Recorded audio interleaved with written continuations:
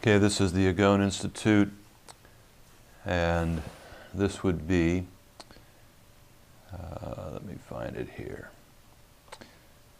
This would be session 8, and it would be the first part of the Stud Brothers.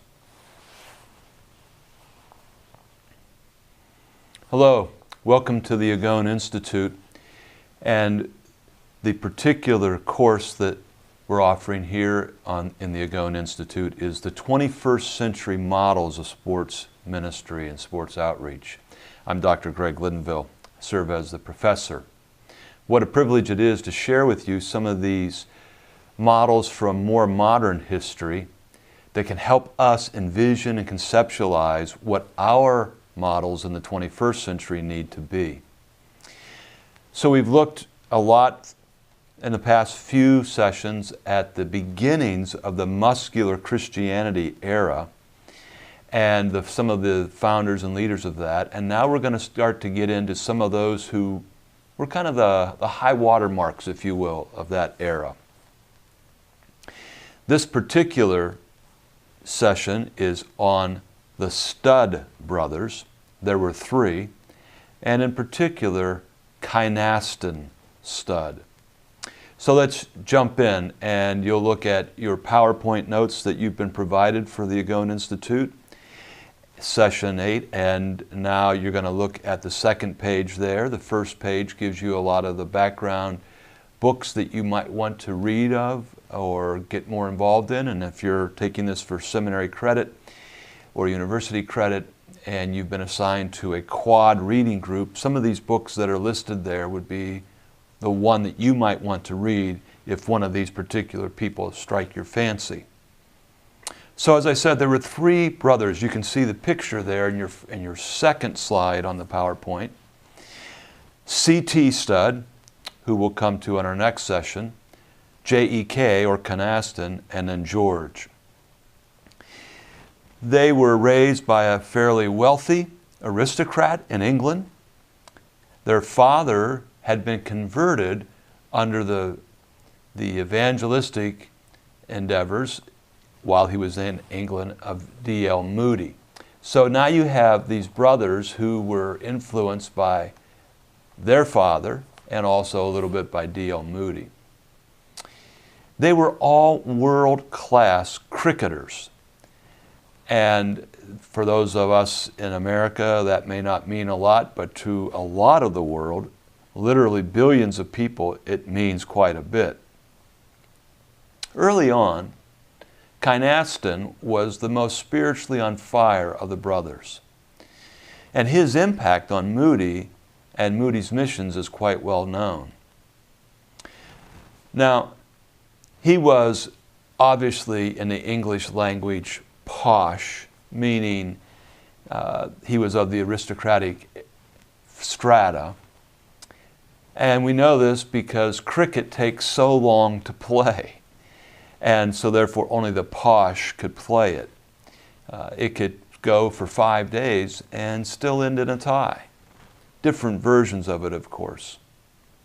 He was a guy who took that seriously, but you could see in this, as he was going to the Cambridge schools and the various things that he did, he was a very well-rounded person. Well, let's take a look then also at him as he moved out from England. Now, as I said, C.T. became more well-known than Kynaston, but C.T. credited Kynaston with being his example of being this muscular Christian or of being this on-fire Christian. And we have to understand that the era was that Moody had started with the YMCA. Moody then moved into the evangelistic revivalism where he would draw great crowds and he would preach to them about Jesus. And he had gotten away a lot, Moody had, from his from his earlier work with children and from working with the colleges. And the picture you see in this third slide in this setting is of the Northfield campus, if you will, where Moody for many, many years ran summer-long camps and retreats for college-age people. Well, as I said, he got away from that, but now he comes to England, and Kynaston comes to him and asks him to lead the Bible studies at the college. And it was like Moody went back and found this newfound love, or this renewed love, rather, of working with these young men. And he just resonated with it. It reinvigorated Moody's desire to do a similar thing back in America. And so up to this point, Moody hadn't done the Northfield conferences, but he got this vision for it while he was with Kynaston in England. And you can begin now to see the beginning of what we call the North Atlantic Corridor, that has for centuries now been seeing sports ministers going from England to America and America to England, back and forth. And I've been privileged to be part of that for the last 20-some years, being with my good friends Brian Mason and Stuart Weir and Graham Daniels and others. And they have come to our conferences and we've gone to theirs. It's really been an amazing history that has gone on for hundreds of years. Well, what Kynaston did was he invited Moody. Not only did he influence him to come to the Bible studies in England, but then Moody went back, and then Moody invited Kynaston to come to America to become and be the real-life Tom Brown. Go back a couple of sessions before here in the Agon Institute and remember about Tom Brown, the fictional character who was portrayed in I can't think of his name right now, Thomas Hughes' novels, and he was viewed as a fictional figure that embodied all that was a muscular Christian. And so Moody invited Kynaston to come and to speak to all of these American campuses.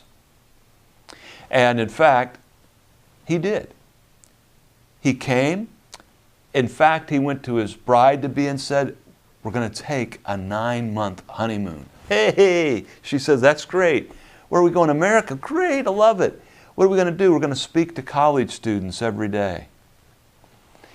Well, it did last for 9 months. He came to the USA in 1885, and it was there that he influenced one in particular, John R. Mott, that we heard briefly about last time when we talked about George Williams. You see, John R. Mott was a student at Cornell University, one of the Ivy League schools near Ithaca, New York. And he did not believe that there was a real-life Tom Brown, or that even the concept of a Tom Brown could exist. That is, until the day that he met Kynaston Studd.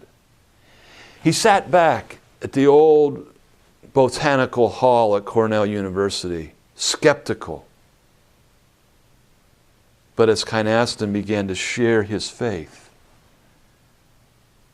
share his winsome testimony, and was obviously a muscular Christian, world-class cricketer that he was, this really influenced Mott.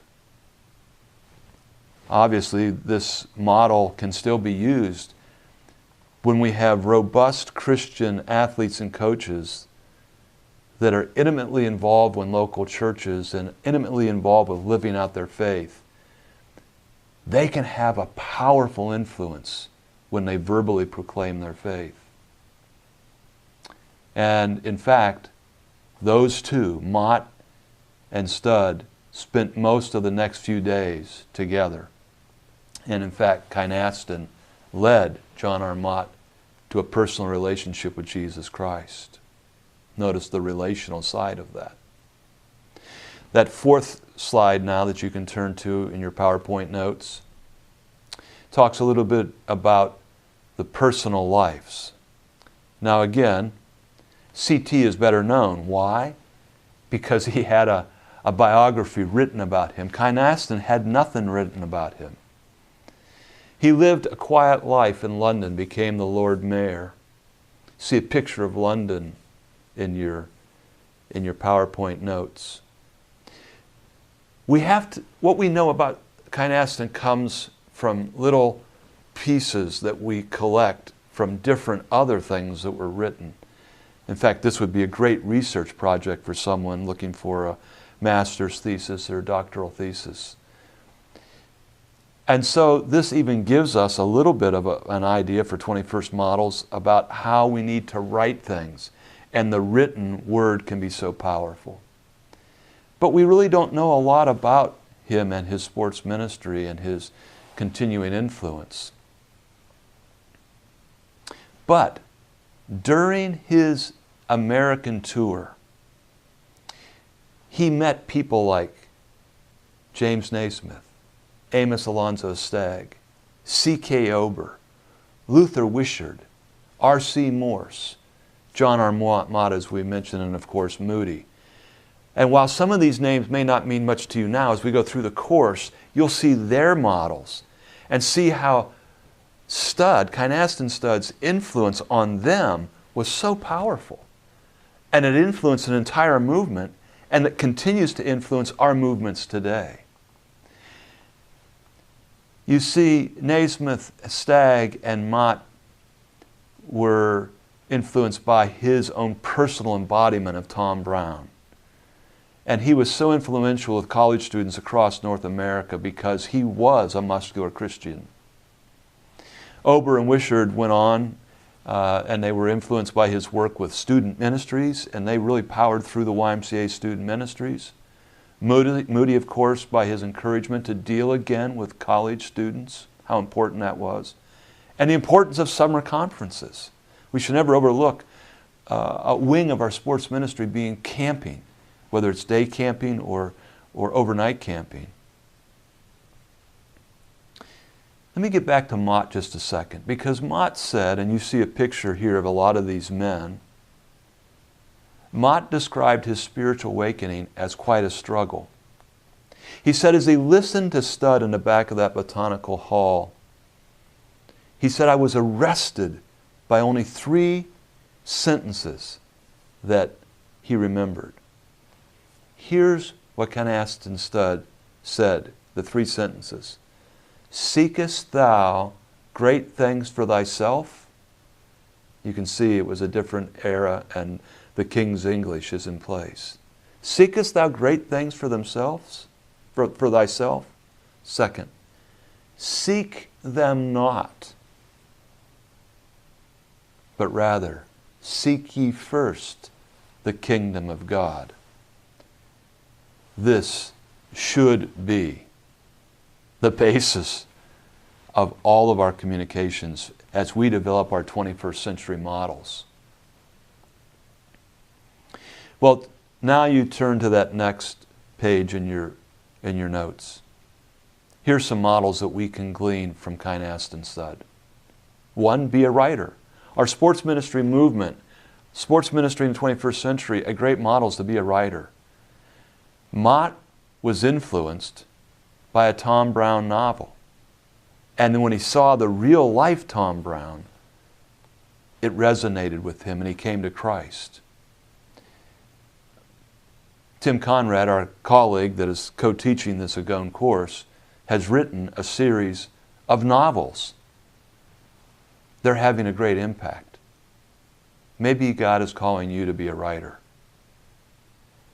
Not the least of which is to write maybe some biographies of people that are doing it.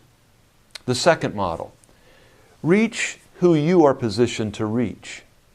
Kynaston reached fellow college students. Who are you supposed to reach personally? And while you can direct ministries in your church and other places that will empower other people to reach other people, never overlook your particular call.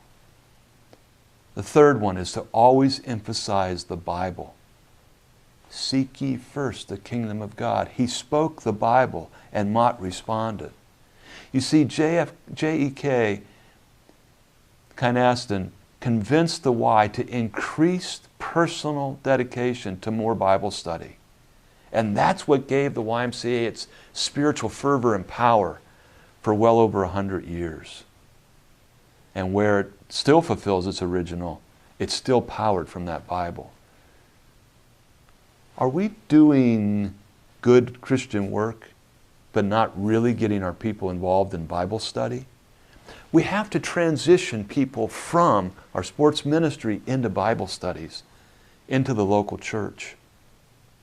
It's a great model. And don't overlook the influence you have on your own family. We're going to learn next time about C.T. Studd, the younger brother of Kynaston. C.T. set the world on fire, but he would not have been there without his older brother. Our model can also be how we influence our family. All right, I'm Dr. Greg Linville.